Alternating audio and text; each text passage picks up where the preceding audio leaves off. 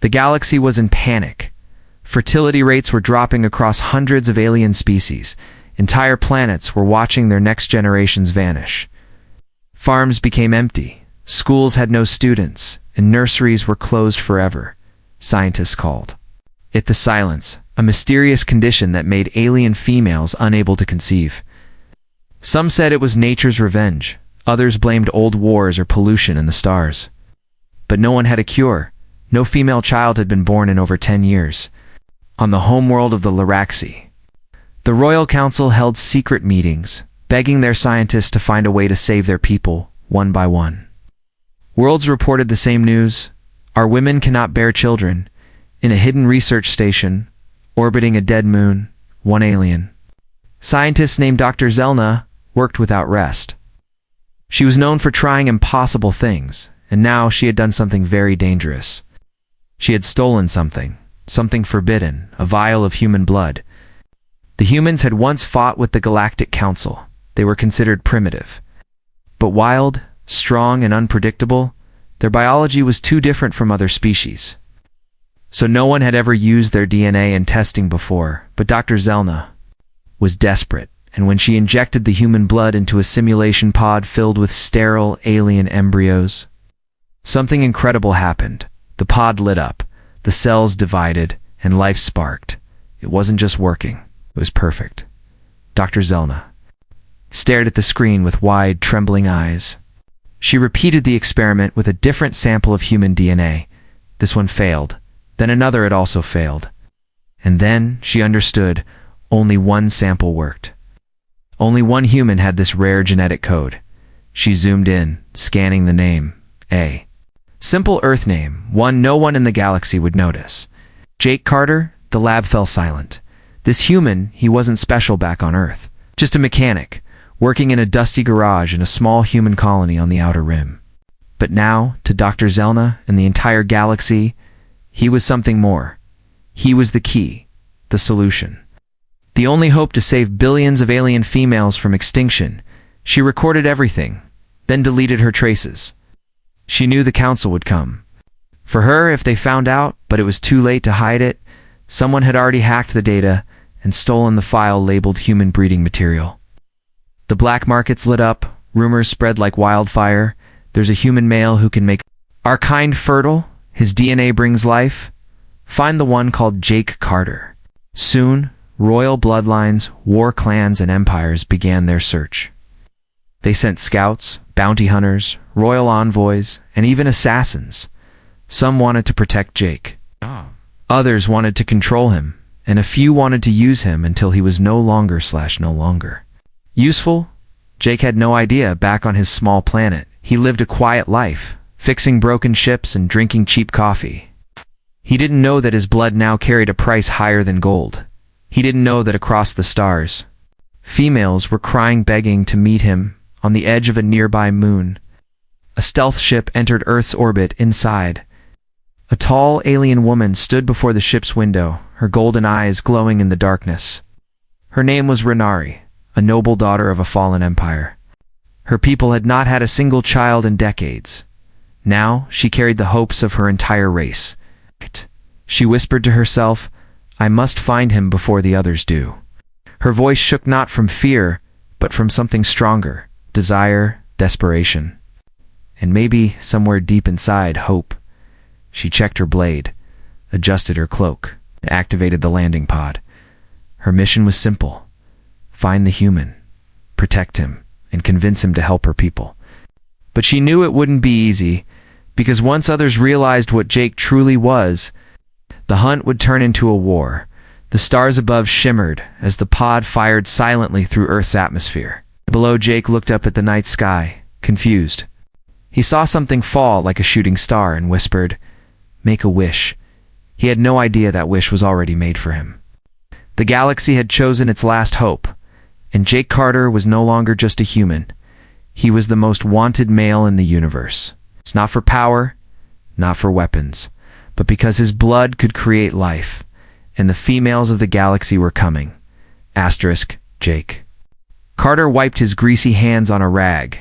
The sun was setting behind the hills of the dusty colony planet where he lived.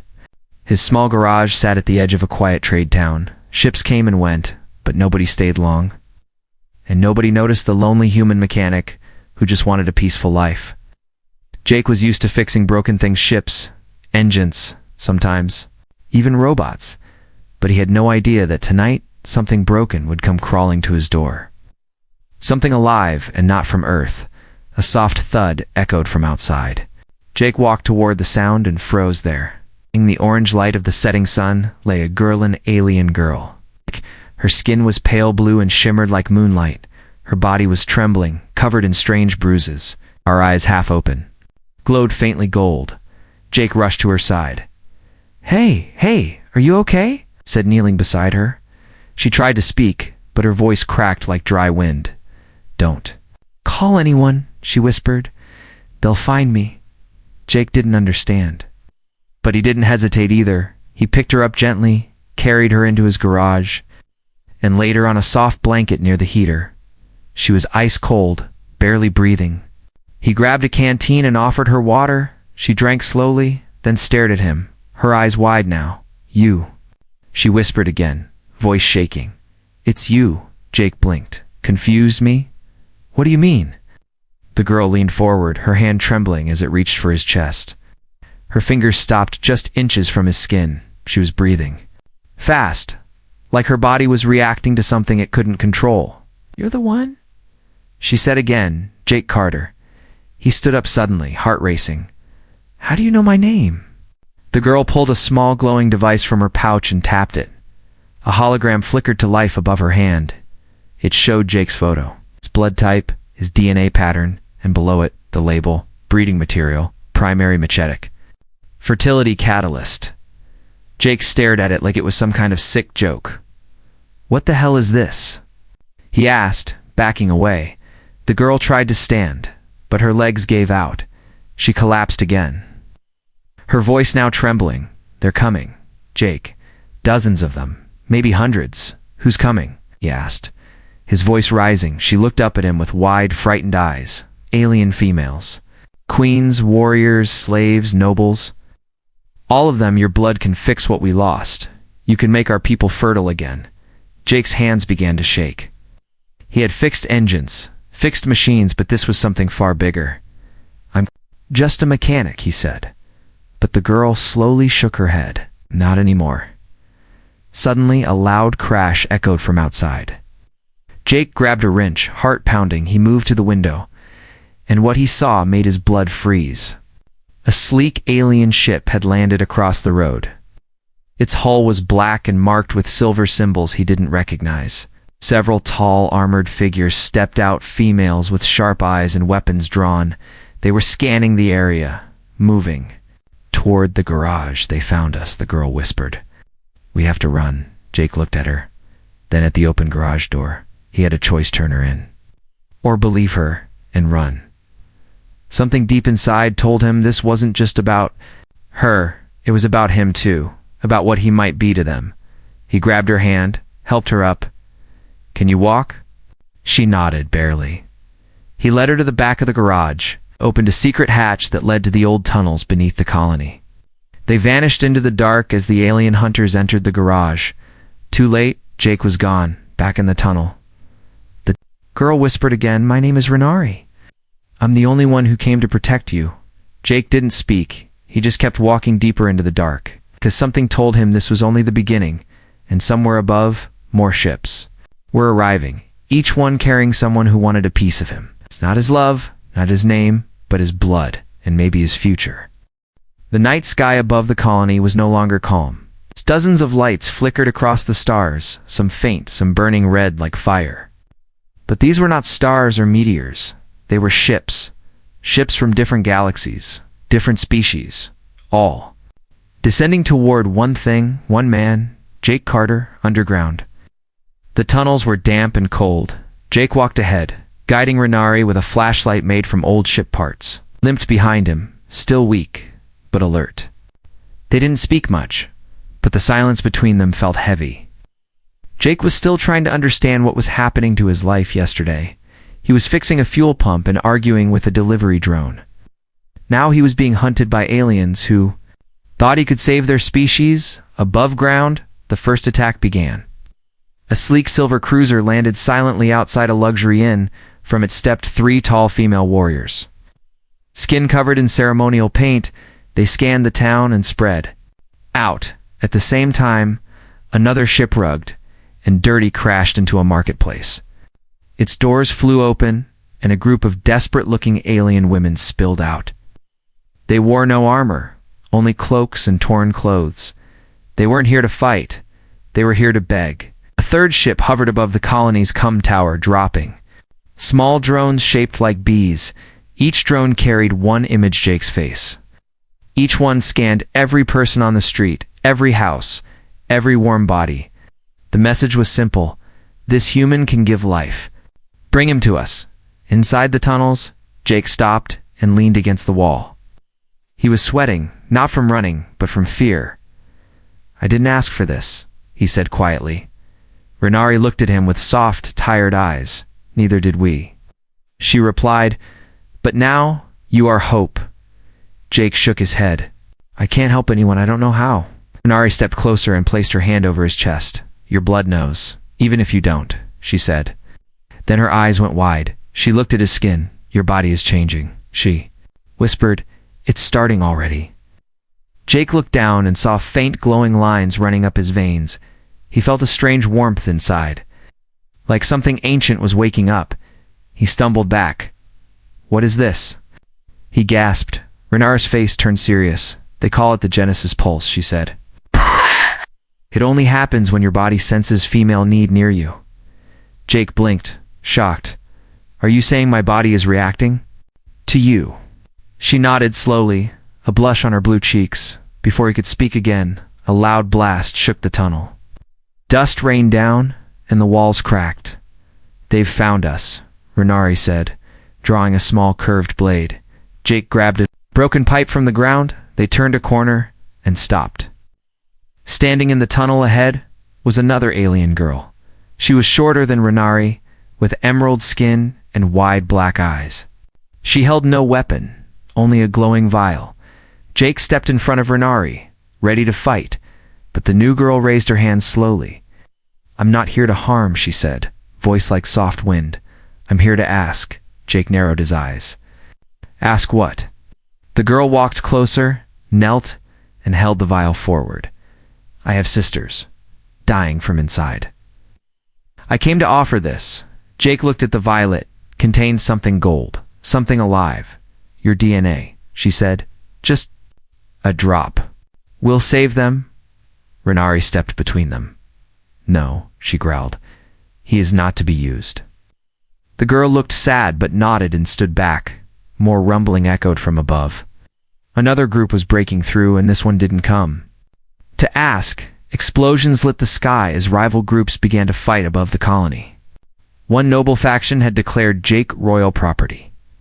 A rogue tribe claimed he must be shared by all females equally. Criminal syndicate saw him as the galaxy's most expensive product, and far away, on a throne of crystal, a queen watched. It all with a calm smile. "Let them fight," she said. "He'll come to me eventually in the chaos." Jake and Renari escaped through the water tunnels. But Jake's mind was spinning. He had seen begging battle and betrayal in just one night. He now understood something terrible. This wasn't a rescue. It was a hunt. And he wasn't just the prey, he was the prize. As they climbed out near an abandoned port, Jake looked to the stars. He whispered to himself, "Why me?" But the stars gave no answer, only more ships, more lights, more hunters, and more alien girls coming. The old port station was quiet. Jake and Renari hid in a storage crate near the landing platforms. The air was cold, filled with dust and forgotten. Smells above them, the war for his blood had already started, from orbit. 10 different fleets were arguing over broadcast channels. Noble families sent demands. Warrior clans challenged each other to combat. Black market cartels offered fortunes to anyone who could bring back Jack alive or not. But deep inside a hidden lab under the mountains of Heller Prime, the real war had already begun. There, the most powerful female minds of the galaxy gathered. Scientists, empresses, biogenetic priest Saul, surrounding one object, a stolen blood sample, glowing softly inside a secure chamber. Dr. Velka, head of the fertility council, raised her hand. He must be cloned, she said firmly. We can no longer depend on a single human. Others agreed. He's a natural source of fertility, said another. Let us copy him and share the cure. But one voice rose above them, clear and angry. No. Renara's voice echoed as she stepped into the lab. Blade on her hip? You will not turn him into a tool. Dr. Velka narrowed her eyes. He is a gift from nature. Girl, not your pet. He's not a gift, Renari snapped. He's a person. He saved me. He protected me. And he still doesn't understand why everyone wants him. The room fell silent. One empress finally said, Then bring him to us and let him decide. Back at the port, Jake listened as Renari returned and told him everything. They want to clone you, she said, voice tight. They want your DNA to make millions of children. Jake sat on the crate, holding his head. This is insane, he whispered. I didn't ask for this. Renari sat beside him, her gaze distant. We didn't ask to go extinct either, she said softly. Jake looked at her. Is that what this is? A last chance? Renari nodded slowly. Our stars are fading. Our songs are quiet now. Only your kind can bring them back. That night the fighting began in the sky. 3 major fleets declared war over the rights to Jake's blood orbital. Battles filled the upper atmosphere. Fighters screamed past. Laser fire dancing across the black void. Civilians below watched with fear as flaming ships fell like shooting stars. One queen, desperate to protect her people, sent her daughter Princess Ayla to find Jake and offer a royal bond. She arrived with gifts, guards, and glowing eyes filled with hope. Jake met her in the ruins of an old shuttle bay. Ayla knelt before him, her silver crown in her hand. My people are dying, she said, voice trembling. If you choose me, I will stop this war. I will share you with no one. Jake stepped back, shocked. Share me? He asked. Ayla nodded. In our culture, the male who brings new life becomes king. Renari stepped forward, fire in her eyes. He's not a trophy, she said. Ayla stood, her voice rising. Then let him choose or I'll take him by force. The 2 alien women faced each other, one royal, one rebel. Jake stood between them, heart pounding. Enough, he said finally. I'm not anyone's prize. The battle outside worsened, and another problem appeared, a secret. Faction of bioengineers had already created an illegal version of Jake's DNA. They were selling fake Jake serum across black markets. It didn't work. In fact, it caused harm mutation. Fever and death. Whole colonies of desperate alien girls had taken the false serum and paid the price. Their cries echoed across space. Where's the real one? Bring us the true blood back in the port. Jake watched a news broadcast showing a dying alien child. She clung to her mother's hand and whispered, Will he come for us? Tears filled Jake's eyes. He couldn't stay hidden forever. He had something they needed, life itself. Renari came to him that night. You don't have to do anything, she said softly. But if you do, I'll stand beside you. Jake looked up at the stars. He was no soldier, no king, no hero. But if one drop of his blood could stop the suffering, how could he ignore it? He whispered, I want to help. But my way? Renari smiled. Then, it begins in the shadows. Other ships prepared for war. Because if Jake wouldn't surrender, then the galaxy would try to take him by charm, by force, or by blood.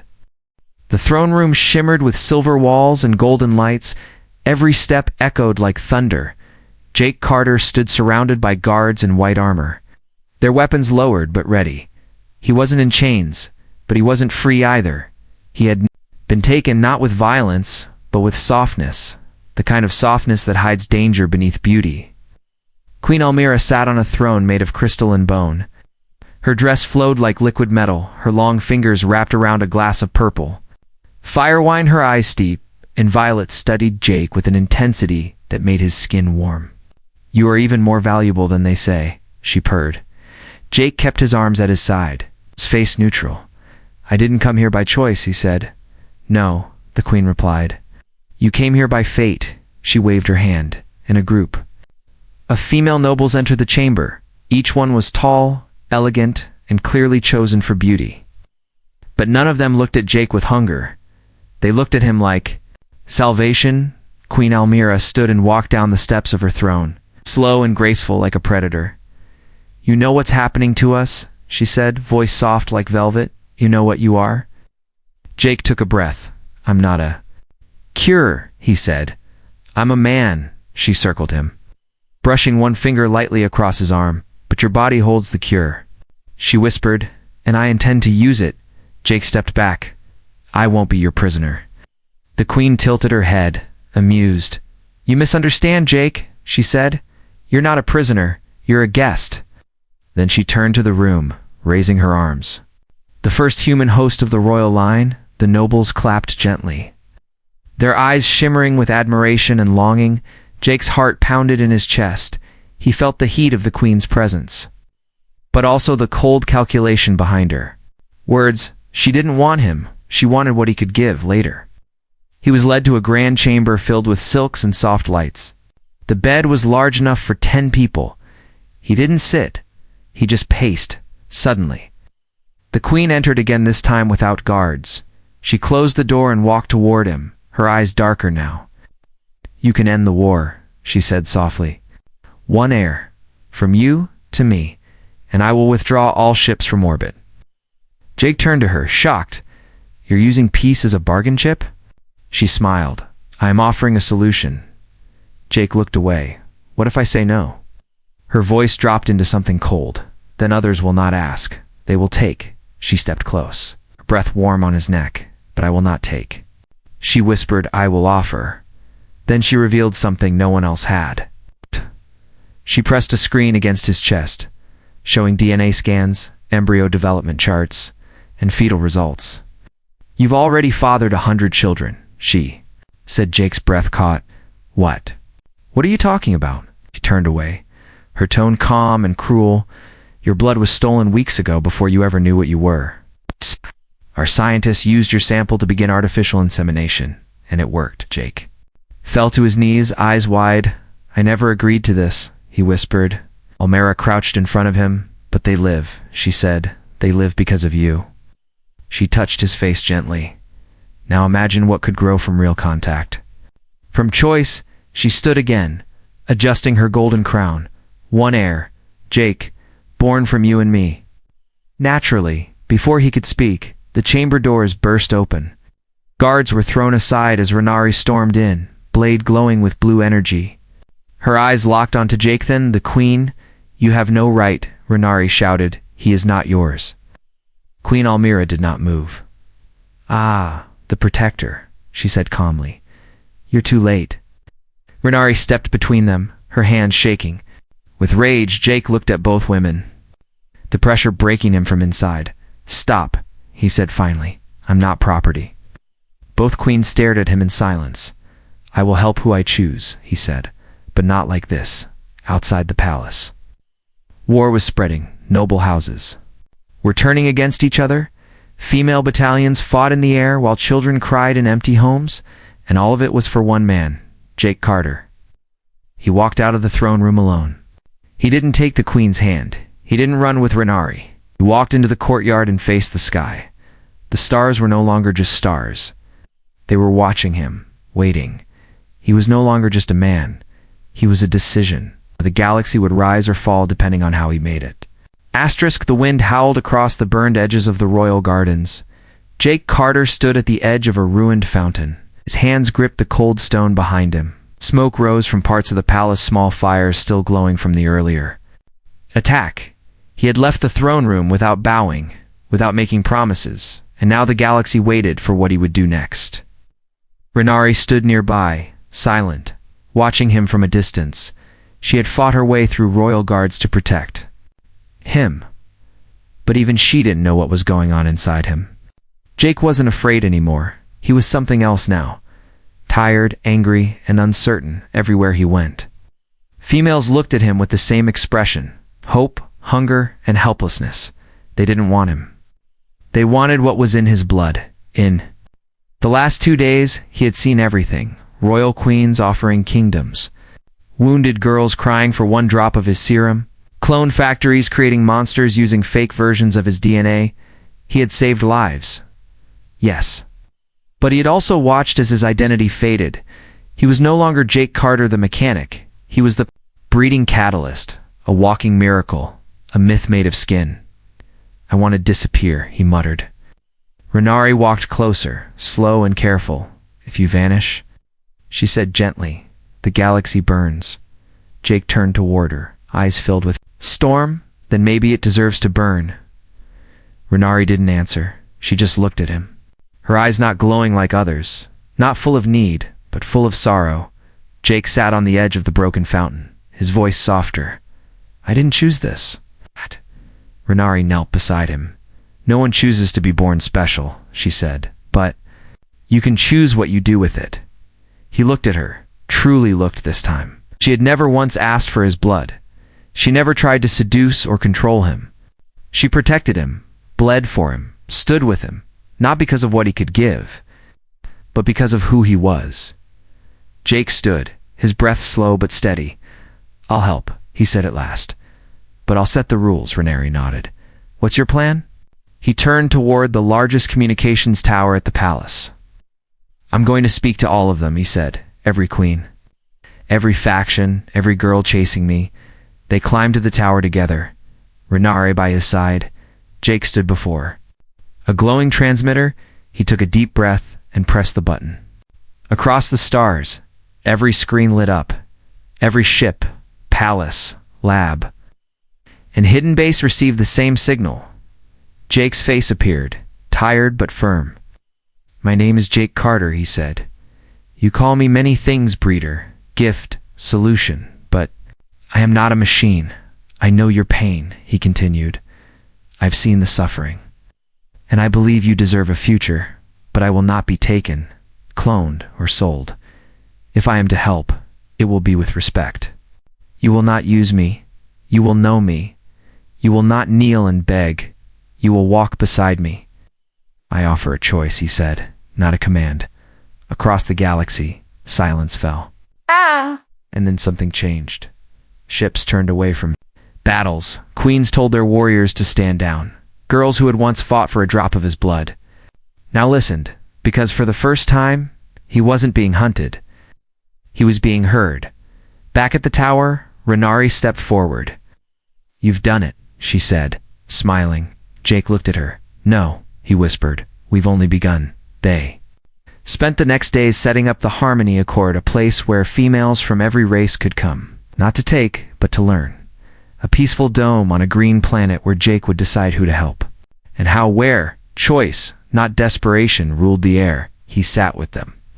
Talked, listened. Some he comforted, some he refused, some he accepted. Each one had a name, a story, and he treated them like people, not customers. And from this, anew, respect was born, but not all were pleased, far beyond the accord. A dark fleet watched the screen in silence. A warlord queen smashed her goblet and hissed, he dares choose. Another female behind her whispered, then we'll take his choice away. The war was not over. It was only changing shape, but Jake had changed too. He was no longer just a rare human, he was now a leader, and he was ready. The skies above the Harmony Accord turned dark. Clouds formed like bruises, heavy with tension. Jake Carter stood on the green field outside the dome, surrounded by hundreds of alien females, noble daughters, tribal warriors, ex-slaves, scholars, and Mother Stubby. They had all gathered peacefully, following the new law of choice. But peace has enemies, and that enemy had arrived. A black warship tore through the clouds, its engines screaming like dying beasts, its cannons aimed downward, ready to erase the Accord in a single blast. Inside the ship, Queen Vashdara sat on a throne of bones, her eyes full of rage. She didn't believe in harmony. She believed in control. And she believed Jake Carter belonged to her. On the ground, Renari ran to Jake. They've broken the treaty, she shouted. Jake looked up at the massive ship, unmoving. The time for words had ended. Now came the moment of truth. The Harmony Accord had no army, no weapons, only faith in one human. As the ship's weapons charged, the ground began to vibrate, but then something unexpected happened.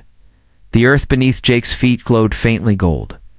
He looked down in confusion as the energy traveled up his legs, through his arms, into his chest. His body lit with the same glow he had seen in the past only. Now it burned stronger, purer. The alien women gasped, backing away as a shockwave of light exploded from Jake's body, but it didn't harm anyone. It healed. Flowers grew where his feet touched the grass. A barren tree nearby sprouted green leaves. And most importantly, several infertile alien females collapsed to their knees, crying, not in pain, but in awe. Their wombs had awakened. Without any touch, without any serum, just by being near him. Queen Vashtara saw it from her screen and screamed, "He's evolving." She ordered her generals to fire, but her own soldiers hesitated. Even they could feel the change, and they didn't want to destroy it. Jake looked to the sky and stepped forward, his voice like thunder through the accord. "I don't bring war," he shouted. "I bring life." He reached for Renari's hand and held it tight. "Let this be the last day. Blood is spilled from my body. From now on, only hearts may ask for it." Ice. The ship above shook as its systems failed. The energy radiating from Jake had shut them down. Queen Vashtara's throne flickered, her ship falling back into the clouds. The war had ended, not with weapons, but with presence. Weeks passed, and the accord flourished. Alien girls arrived in peace. Some left with tears, some with joy. Jake became more than a legend. He became a teacher, a listener. When he chose someone, it was never out of pity, only connection. Renari stayed by his side, not as a protector, but as a partner. She never once asked for his gift, and yet one day Jake offered it to her freely, because he wanted to, not because the galaxy asked him to. Their child was the first ever born from love and consent between species, and her birth caused wave of change across the stars. Jake's legacy spread from planet to planet. But not as a man who could breed, as a man who taught the galaxy to respect choice. And in hidden corners, once forgotten species began to sing again. Songs of hope, songs of life, songs of the human who chose to care. And somewhere, deep in the stars, a monument stands, not made of gold or stone, but of living roots.